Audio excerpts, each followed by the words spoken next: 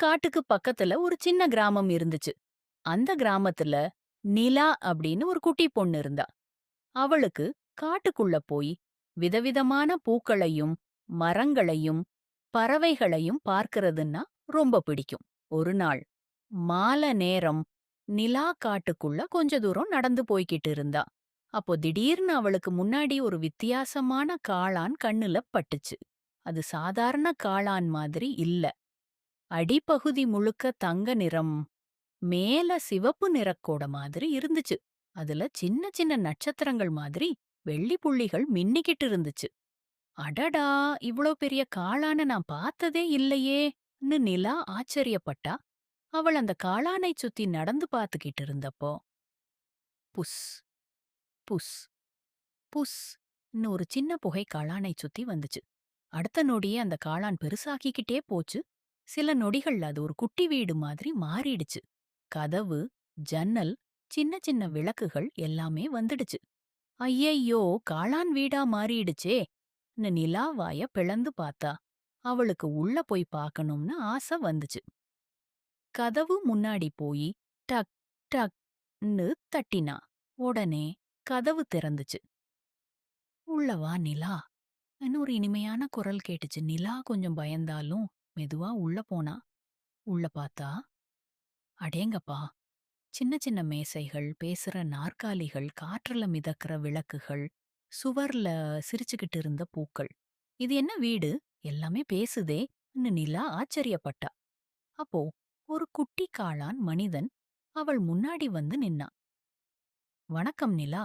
இது மாயாஜால காளான் வீடு. நல்ல மனசு கொண்ட குழந்தைகள் வந்தாதான் இந்த வீடு திறக்கும்"ன்னு சொன்னான். "அப்படியா? இந்த வீட்டுல என்ன மாயாஜாலம் இருக்குன்னு?" நிலா கேட்டா.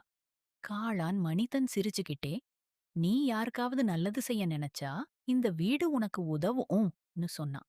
அதே நேரத்துல வெளியிலிருந்து ஒரு சின்ன முயல் அள்ற சத்தம் கேட்டுச்சு.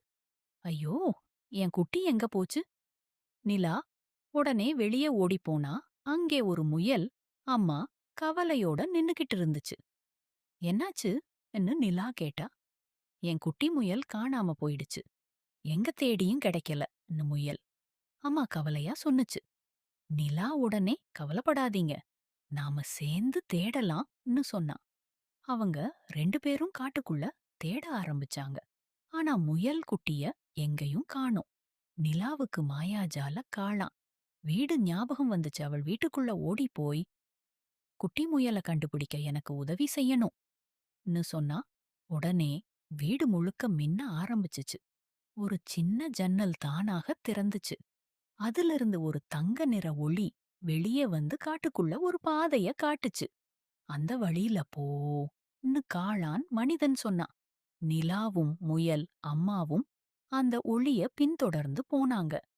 கொஞ்ச தூரம் போனதும் ஒரு பெரிய மரத்துக்கு பின்னாடி மீ மீ என்று சின்ன சத்தம் கேட்டுச்சு. அங்க முயல் குட்டி ஒரு கொடியில சிக்கிக்கிட்டு இருந்துச்சு. நிலா உடனே அத மெதுவா விடுவிச்சா. முயல் குட்டிய பார்த்ததும் அம்மா முயல் ரொம்ப சந்தோஷப்பட்டுச்சு. "ரொம்ப நன்றி நிலான்னு" சொல்லி அவளை அன்போட கட்டிப்பிடிச்சுச்சு. நிலாவுக்கு ரொம்ப சந்தோஷமா இருந்துச்சு. அவள் திரும்பி பார்த்தா. அந்த மாயாஜால காளான் வீடு மெதுவா சின்ன காளானா மாறிக்கிட்டு இருந்துச்சு. காளான் மனிதன் சிரிச்சுக்கிட்டே, "நிலா, நினைவுல வச்சுக்கோ, உண்மையான மாயாஜாலம் வீட்டுக்குள்ள இல்ல, மத்தவங்களுக்கு உதவி செய்யற நல்ல மனசுக்குள்ள தான் இருக்குன்னு" சொன்னான். அப்படி சொல்லிட்டு அந்த காளானும் காளான் மனிதனும் மறைஞ்சிட்டாங்க. நிலா அந்த இடத்துல இருந்த சின்ன காளான பார்த்து சிரிச்சுக்கிட்டே வீட்டுக்கு திரும்பினா. அந்த நாள்ல இருந்து யாருக்காவது உதவி தேவைப்பட்டாலும் நிலா உடனே ஓடி போய் உதவி செய்வா. அவளோட நல்ல மனசால அந்த கிராமத்துல இருந்த எல்லாருமே அவள ரொம்ப நேசிக்க ஆரம்பிச்சாங்க.